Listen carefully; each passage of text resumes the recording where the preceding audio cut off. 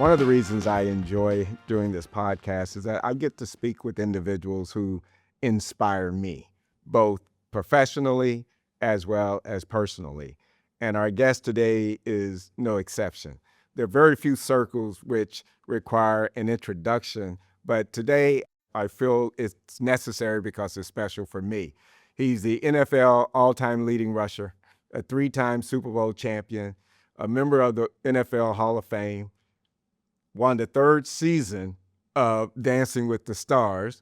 He's a businessman, he's a philanthropist, he's a father. I found out the hard way he's a pretty decent golfer, and I consider him a friend. Emmett, it is so great to have you on here for good.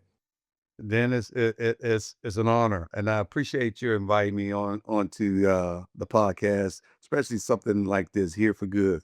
It's I enjoyed my time with you on the golf course, and it's just an honor. Appreciate you. Well, listen, there's a lot of things I'd like to talk about, but let's kind of go back to the beginning. I know growing up in Pensacola, you, like many of us, had dreams of something bigger than your circumstances, right? But yet you made it real. What was it that fueled you back then? Was it the competition? Was it, belief or something even deeper? When I sit back now that I'm 56 years old, I can reflect over a lot of different things and start to try to pinpoint um, what my heart desire was. I mean, initially it was all about the game, and it probably was because of my father's love for the game as well.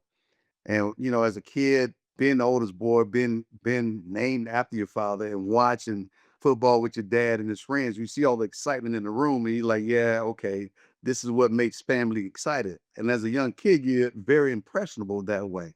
And so learning the game of football at a very young age, having passion for the game of football at a very young age, I think is what speared the drive on. But here's the thing that I think people need to understand. Yes, you can have the excitement for the game. Yes, you can have the passion for the game without actually playing the game. Then you have to go play the game. And all of a sudden, other men are hitting you. Then you have to realize that this game is not just what I thought it was on it's a physical game. And so mentally you have to take yourself to a level to where you understand what you're doing. And if you are good to great, even at a young age, at every level, you find new challenges Yeah. and new things that challenge that. And the question becomes that a person must always ask and answer themselves, is this for me? Can I do it? Because at every level, those challenges present those opportunities for you to ask yourself those questions. And they get greater and greater at each level. Greater and greater and greater every time. Because when you're a kid, you don't have to train. You just go out there and play. You know what I'm saying? But then once you hit high school, there's this thing called off-season training that you've never done before, you know? And so then that is hard. And then you want to try to figure out how does all this work together? Then you realize that it does work together. At every level, there's new challenges. And so mentally, that's when you know you really love the game. And you got to love the game because it's not a game that you just like. It's a game that you got to love and you don't mind going through what you have to go through to get to where you're trying to go. You mentioned something that I think all of us, our parents have all, my parents were the major influence on me. And you said your dad was a big influence on you.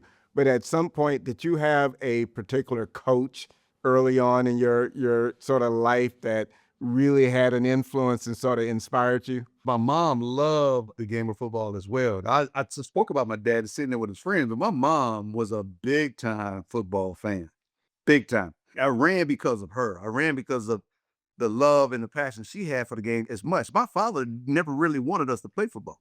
Really? My father had fluid on his knees when he played football, and he didn't want us to, and had to have his knees drained, and so he didn't want us to go through that.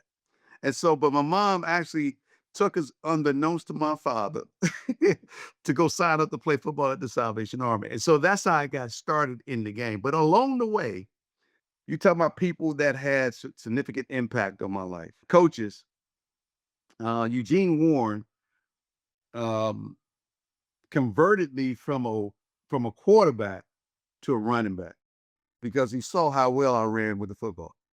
And then I had to make that adjustment. And then Charlie Egger, who was my next coach after that, when I was like 11 and 12 years old, he actually taught me how to read blueprints and floor plans, which taught me about things beyond the game itself and showed me my very first 3,600 square foot home that was bigger than my project home that made me say, oh, this is possible. Right, This is right. possible. So being exposed. And then I ran into my high school coaches who had probably what I would probably say probably the biggest influence on my life. Dwight Thomas and Jimmy Nichols. Dwight Thomas used to tell the whole football team, "It's only a dream until you write it down, and then it becomes a goal." Yeah. And so that's when I started learning about goal setting.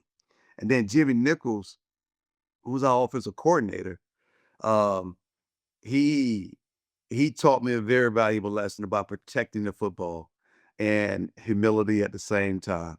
And you know, all of those things are a combination of, and now it makes it clear to me that all those things are a combination of why it takes a village to raise a child. You've shared with me before that, you said you were never, you weren't the biggest, you weren't the fastest, but you outworked everybody. And uh, with that those early years really teach you the difference between talent and tenacity. Yes, I think those early years, I grew up with nothing but tenacity, grew up with nothing but grit. And that grit and that tenacity was challenged at every level. Even when I went to the University of Florida as a freshman, I talk about workouts because you have to learn how to adjust and at every level. And so even in high school, I was probably 1% of all the one percenters in all of high school. And then when I went to college, I became 1% of the 1% of all collegiate athletes that was on the football field.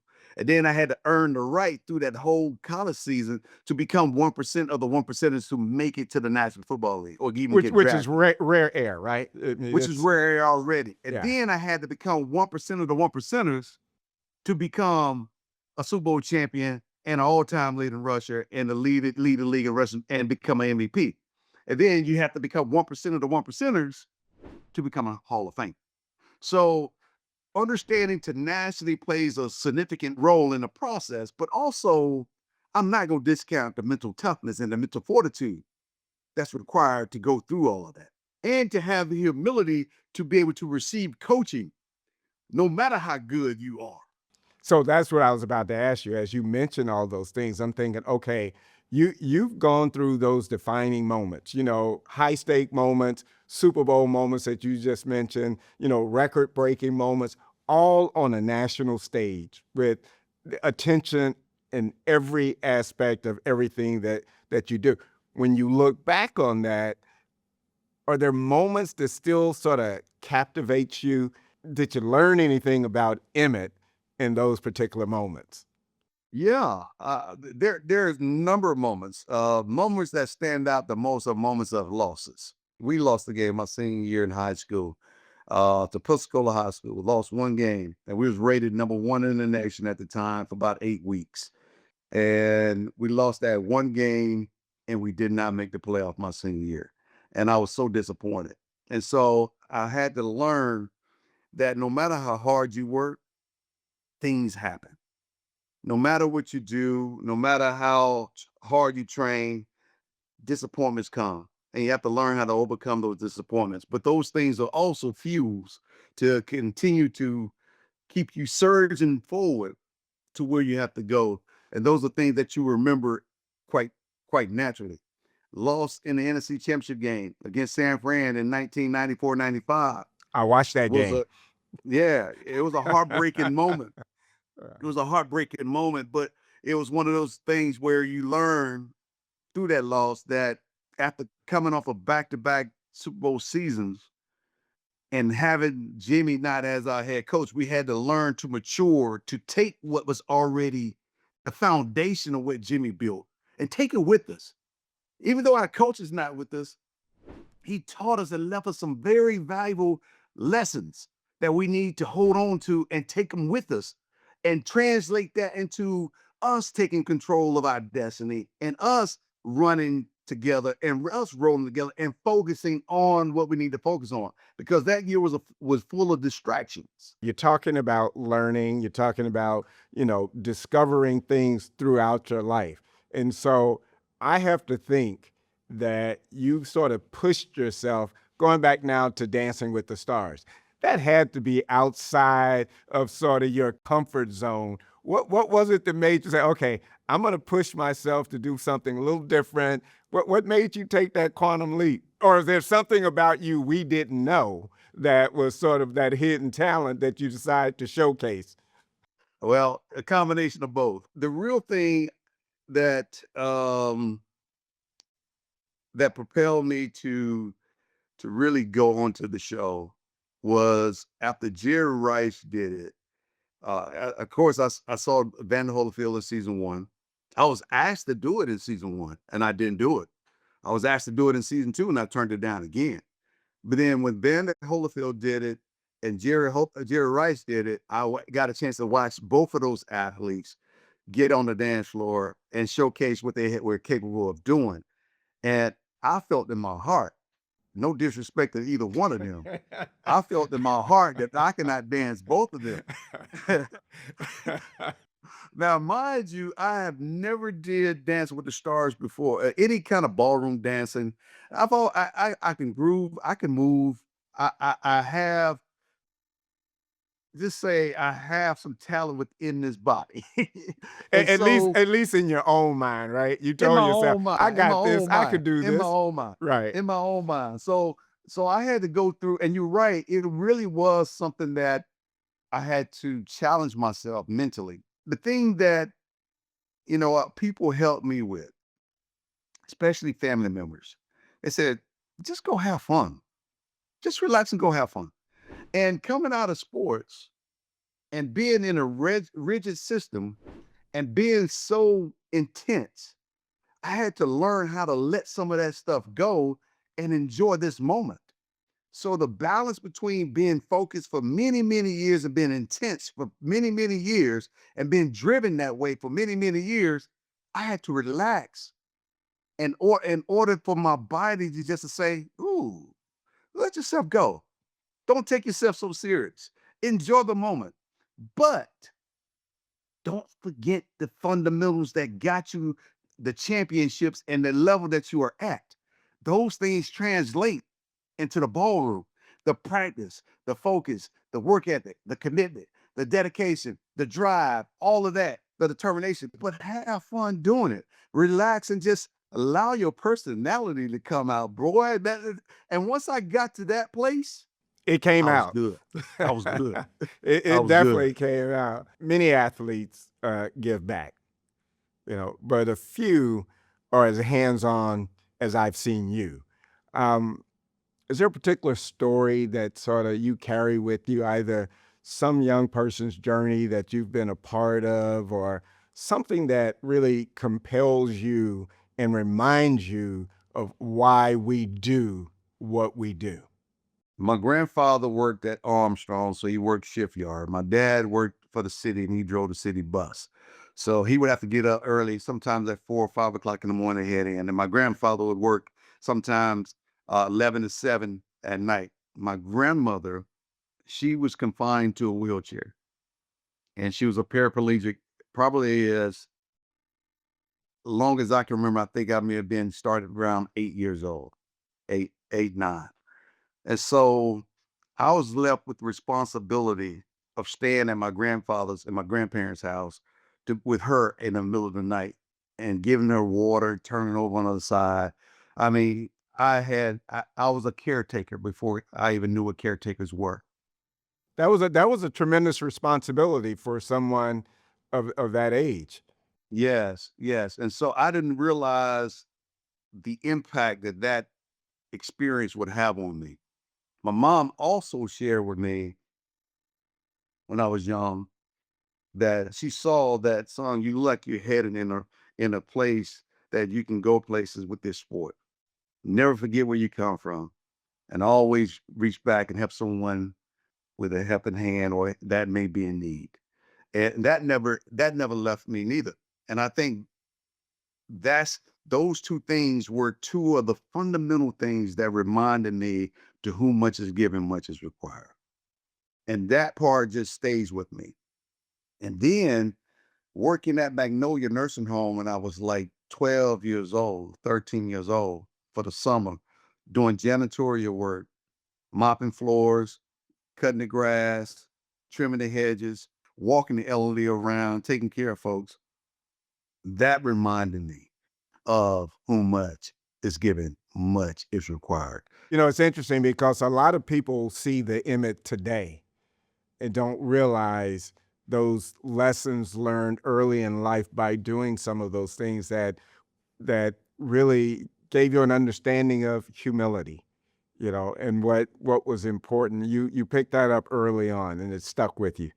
The life lessons on it is being able to take care of someone that's less fortunate than you, especially when you have the ability to do such. That is a human responsibility. And now that I am at this level, I say my blessing from God was to be able to run the football. My best blessing back to God is how I treat people. You know, my mom used to always tell me the greatest blessing in the world is to be a blessing to someone else. Yes. And clearly you've been able to do that. You've been a part of some great teams, you know, on the field and in life.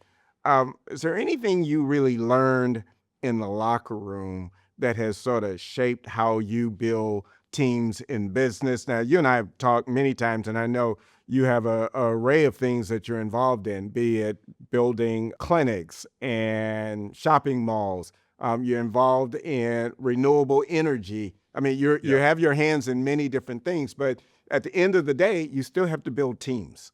So, what is it that you took from the locker room that you are applying in business? Well, I take all of the fundamentals of the sport itself. I mean, obviously, we study tape and we study we study to see where we're making mistakes and how can we get better. Even with my team, developing not only a pro forma, but also being able to do the analytical aspects of the opportunity before we get into the opportunity. We got to get to a go, no go decision.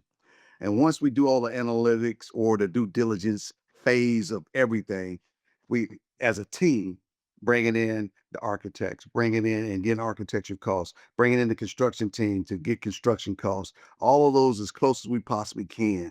And not only that, but then the demographics that are studying a site. Site selection takes on a different mindset. And so site selection involves not only a 1, 3, and a 5 mile radius. Sometimes it requires walk time, drive time, and everything else. You have to be able to figure out whether or not you have an A site or B site and what's required for the highest and best use for that particular real estate. And for me, I look at those things and I equate those things to an offensive coordinator trying to design plays for the week for us to go out and execute against. I look at it from a defensive standpoint, well, what do we need to do to stop the opposing offense from being effective? Now, as a player individually, I say, okay, I got to know my assignment. And not only I got to know my assignment, but now I got to put my talent into practice and go ahead and execute my X's and O's and allow this ability to come out for my team. Every man on the team has to do the same thing. Every man on the team has to do the same thing. Every person that works with us have to show up in the best form of themselves to do the same thing, to make sure that we find a snake in the woodpile. And what do I mean by that? That's the problem within the situation. So solve the solution, solve the problem, come up with the right solution, let's execute. So every game plan has adjustments also. In life, we have to be able to adjust too. There are rain days that stop the construction work from happening. There's different kind of things that you find underneath the surface that can slow down a project. All these things are part of it. And so for me, football has been the greatest metaphor for life for me. And my high school coach, Dwight Thomas, said the same thing. Football is life. He never lied. He did not lie. Many athletes talk about that transition from being, you know, in professional sports and finding sort of that second act or that transitional career. What's helped you find your footing and your purpose beyond the game? I mean, we've talked. I know you're involved in many different businesses, and there are other things that you're doing. But what was it that really helped you find your footing? Once I got to the National Football League and I was around Jerry Jones, Roger Staubach, Magic Johnson, Michael Jordan, around some of the best that have transitioned from the game into business, into the world of free enterprise. That's where my eyes truly got, whoa, this is out here. There's an opportunity for me to do this. So I had to immerse myself into studying the game of real estate, how to identify sites, and the construction aspect of it, the pro formas of it, the talking to the tenants and bringing the tenants and understanding the mindset of the tenant as I look at the real estate. Who is this piece of ground and who is this piece of dirt for? Is it for an industrial user? Is it for a commercial user? Is it multifamily? Is it single family? Is it what is it? And who is it for? So I went and got my CCIMP, which taught me about investments and so forth, and also how to identify sites and do all the things that I needed to do to understand the real estate game from soup to nuts. And then immersing myself into the construction space with a guy that been in the construction business for over 25, 30 years now. And my construction team having well over 100 years of experience and learning from those guys. And so all of those things kind of work together. So is there a new chapter now calling your name? Is there something you've not done yet that you feel dry? Because I'm seeing you on more and more commercials. So I'm thinking, okay, is he teeing up this sort of acting career, or is there something No, else no, out? no, no, no, no, no, no, no, no, no. I mean, like I said, God has blessed me through commercialization and through advertisement for corporations. It does a number of things for me. Number one, it keeps me relevant. Number two, it keeps me timeless because I do have the ability to go back and impact young people's lives as well, just by through the things that I'm doing. But at the same time, it keeps me in front of corporate. And so I get to talk to corporate about corporate real estate. I get to talk to corporate about corporate energy. I get to talk to about whatever the vertical integration solutions that we have from a company standpoint with the individuals that I'm in front of and that I'm speaking to about life and about teamwork, about drive and about determination, about the things that corporations want to talk to their staffs about, which is teamwork. So when you think about the legacy that you're creating, doing all of those things as a father, as a mentor, as a leader, what are you hoping that people will say Emmitt Smith stood for in the long run? And when it's all said and done, that's not up for me to determine. It's up to me to live my life to the fullest and do it the best way that I know how and do it with the utmost respect that I possibly can and leave a legacy for my family that's generational down the line. Because what people are going to say about you is what they're going to say about you, regardless of what you do and how you do it. So I can't put the words in terms of put something in somebody's mouth that they don't already want to say about me. So I leave that to them. And I heard somebody say, I think it's Robert Roberts said one day, what you think about me is your business. It's not mine. Exactly, exactly. So I'm gonna leave that right there where it's All right. at. Well, you know what, Emmett, you've been very passionate about elevating awareness of prostate cancer. I'm Yeah. sort of switching gears on you just a little bit. Tell me why that topic has been so important to you, if you're willing to share. My father had a bout with prostate cancer. That's number one. Number two, I'm getting at the age right now where I have to check my prostate as well. And we have lost a number of athletes, Hall of Famers that have dealt with prostate cancer. So it's a serious thing. And I know business partners that have dealt with prostate cancer as well. And I still know people to this day. So the bottom line is, I don't think any of us are exempt from any of these things that are plaguing the country, the world itself. And so for us to be naive to think that we're not going to get something, that's naivety. The reality of the fact is people that have lived before us, They have shown us the way. We have seen a lot of things, and they have also shared wisdom with us. Other words, start getting your prostate checked when you're in 45. Don't wait till you get to 50. Being on top of your health.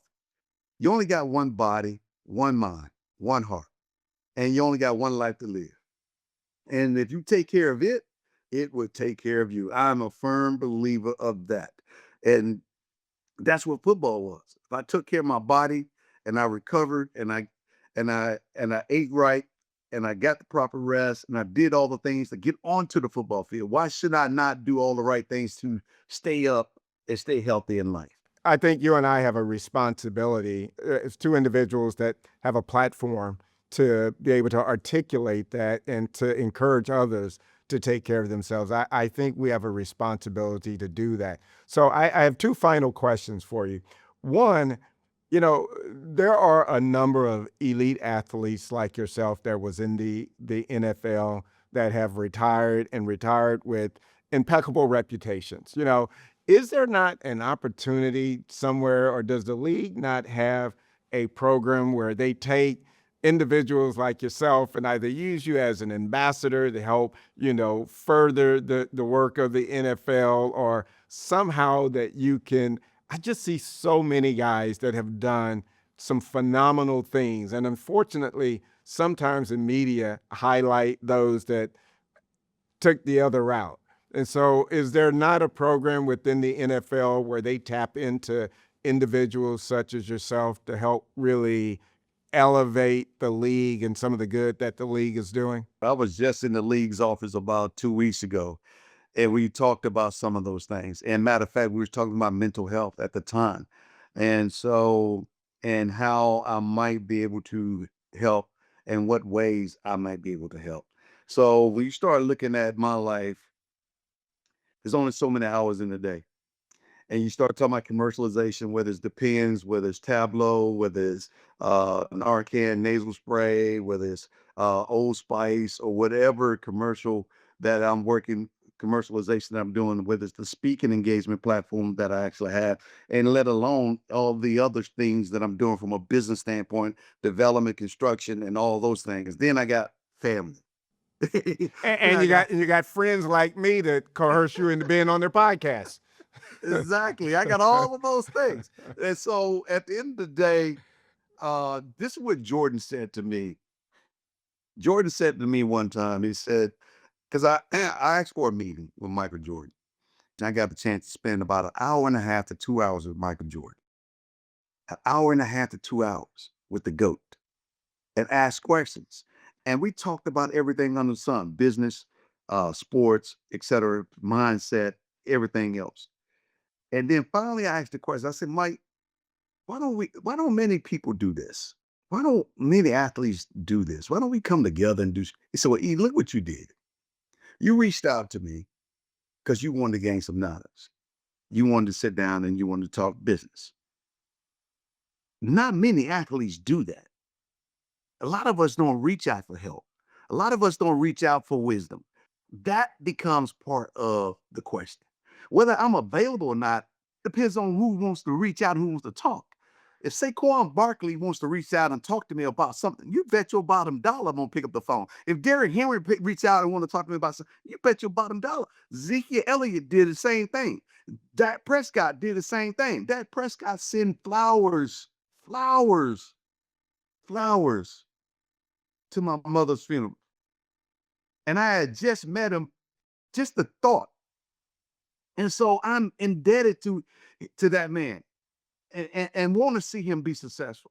So it's not about it is about being available, but it's about making the connection and the want to, the thirst for knowledge.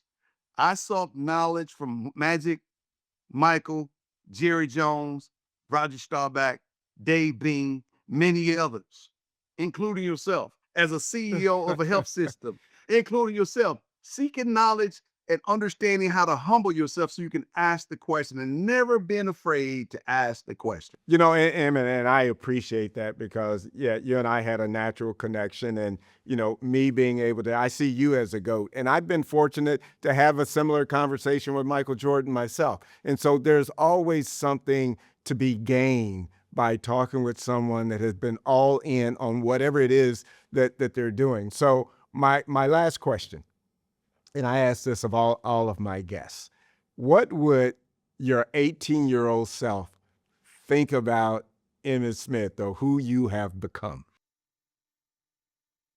I would say that I have become what I thought I could be. What I thought I could be. I wish I would have known then what I know now. Because I mean, you have aspirations to do certain things, but then you see the world and you have these desires that go beyond just the game itself. There's more for me to do, and I want to embrace what God has in store for me to accomplish in the future. Because I believe that I've been set here for a reason to impact people in the most positive way that that I possibly can, and to let them know that whatever you perceive to be rare air, it may be rare in some cases, but you have the ability to achieve greatness within yourself. All of us are measured with the level of talent. The question is, are you willing to maximize it and willing to go through the fire to get it? And if you are, don't get caught up on your wins. Keep striving, keep going. And then one day you may look up and realize you started at 1 mile, now you're at 26.7. You know, you have just defined what it means to be here for good. You know, when you're thinking about how can you uplift and improve the overall wealth and well-being of the communities in which we are so fortunate to be in. Listen, I can't thank you enough. You reminded us that greatness is not measured just in yards. It's measured in impact, because that's exactly what you just said. And what really stands out most from your story is how purpose have sort of been that through line. It sort of went through everything from the discipline that you carry throughout your fourth down moments on the field to the compassion that drives you today. It's about being here for good. And so I thank you. I appreciate your friendship. I appreciate your counsel, and I really do appreciate you taking time to spend with me on Here for Good. Thank you, my friend.